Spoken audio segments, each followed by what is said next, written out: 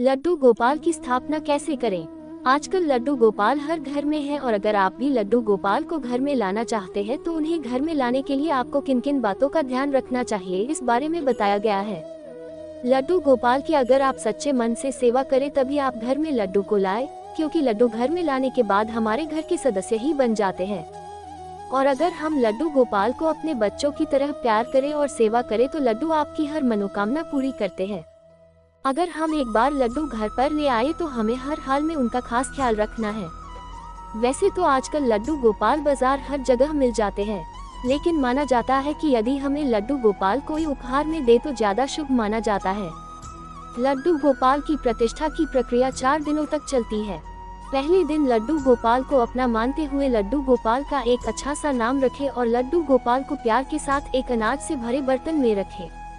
अनाज में आप गेहूं, चावल इत्यादि कुछ भी ले सकते हैं और उस बर्तन में लड्डू को अनाज से पूरा ढक दे व उनकी आंखों पर एक पट्टी भी बांध दे। फिर दूसरे दिन नहाकर नित्य कर्म करने के बाद ब्रह्म मुहूर्त में अपनी आंखें बंद करके प्यार से अपने लड्डू को बाहर निकाले, उनकी पट्टी खोले और प्यार से लड्डू को निहार कर उनको एक बर्तन में रखकर बर्तन में सभी तरह फल रखें। फिर तीसरे दिन नहा धोकर ब्रह्म मुहूर्त में लड्डू को फलों के बर्तन से निकालकर सब्जी के बीच में लड्डू को रखा जाता है और इसी तरह चौथे दिन लड्डू को फूलों में रखा जाता है। अगर आप लड्डू को जन्माष्टमी पर स्थापित करना चाहते हैं तो आप ये चारों प्रक्रिया 1-1 घंटे के अंतर में एक दिन में कर सकते हैं। तो अब 4 दिन की प्रक्रिया पूरी होने के बाद 5वें दिन आप लड्डू को नहा धोकर फूलों के बर्तन से निकालकर उन्हें खाली परात या थाली में बैठाकर पहले उन्हें कच्चे दूध से नहलाए और ध्यान रहे कि लड्डू को अपना बच्चा समझकर घर के सदस्य समान पूरी भावना और प्यार के साथ नहलाएं। पहले दही, चीनी, फिर शहद और आखिर में थोड़ा सा घी लगाकर प्यार से मसलकर नहलाएं और आखिर में गंगाजल मिले सादे जल से नहलाएं। जल मौसम के अनुसार ले, गर्मी में शीतल जल और सर्दी में गुनगुना जल ले।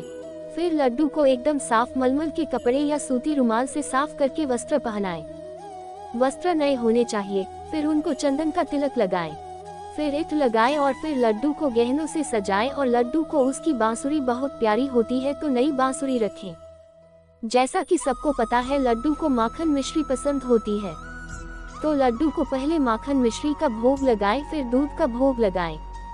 लड्डू को दिन में 4 बार दूध का भोग लगाएं और दोपहर में बिना प्याज लहसुन के भोजन का भोग लगाएं। भोजन सबसे पहले लड्डू को खिलाएं, फिर लड्डू का भोग लगा भोजन बाकी पूजन में मिलाकर बाकी जनों को करवाएं। लड्डू गोपाल की पूजा करते समय सबसे पहले हम जो भी पूजा करें सच्चे दिल से और मन से करनी चाहिए। पहले लड्डू को चंदन का तिलक लगाएं, फिर धूप जलाकर पूजा करें। लड्डू को फूल अर्पित करें और फिर आरती करें। लड्डू की आरती दोनों समय करनी चाहिए। सुबह और शाम को आरती करें, वह रात को लड्डू को दुलार करके सुलाएं। और जैसे कि सबको पता है लड्डू को राधा नाम बहुत अच्छा लगता है, तो लड्डू को सुलाते हुए उठाते समय राधे राधे जरूर बोलें।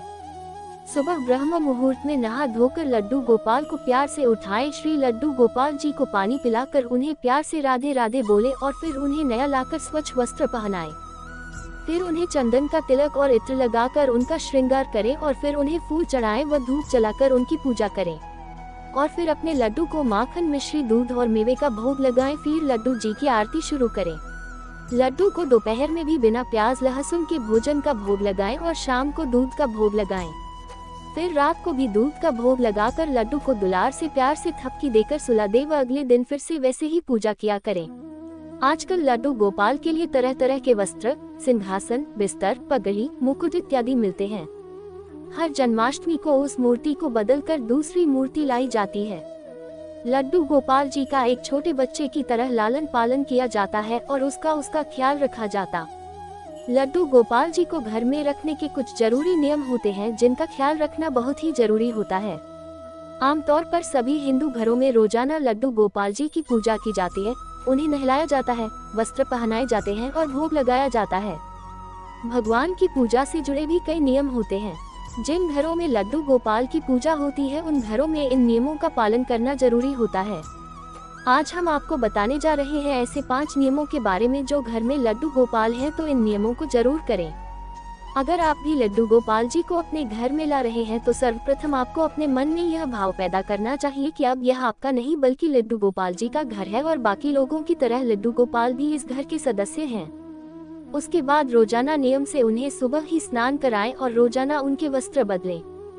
ध्यान रहे कि हमें लड्डू गोपाल जी के लिए ठीक उसी प्रकार की दिनचर्या का पालन करना चाहिए जैसा कि घर के बाकी सदस्य करते हैं।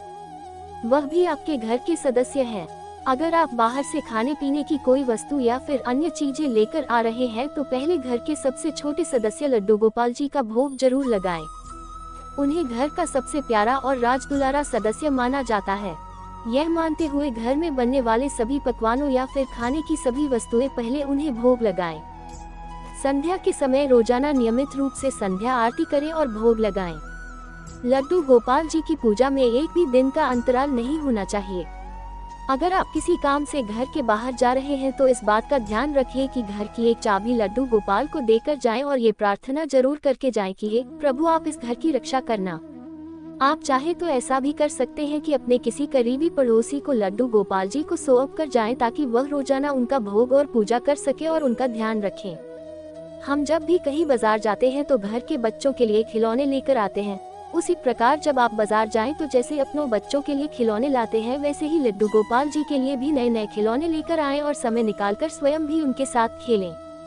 हो सके तो लड्डू गोपाल जी को अपने साथ समय समय पर घुमाने भी लेकर जाएं। जिस प्रकार से घर के बाकी सदस्य सुबह स्नान के बाद नाश्ता करते हैं, फिर दोपहर में भोजन और शाम को फिर जलपान और रात में भोजन, ठीक इसी प्रकार से लड्डू गोपाल जी का भी कम से कम 4 बार भोग लगाना जरूरी है। माना जाता है कि जिस प्रकार छोटे बच्चों को बार बार भूख लगती है वैसे ही लड्डू गोपाल जी को भी भूख लगती है और उन्हें भी समय समय पर खिलाना जरूरी होता है। अगर आपको मेरी यह कहानी अच्छी लगी हो तो प्लीज मेरे चैनल को सब्सक्राइब, लाइक और शेयर कर देना और बेल आइकन को प्रेस कर देना। धन्यवाद।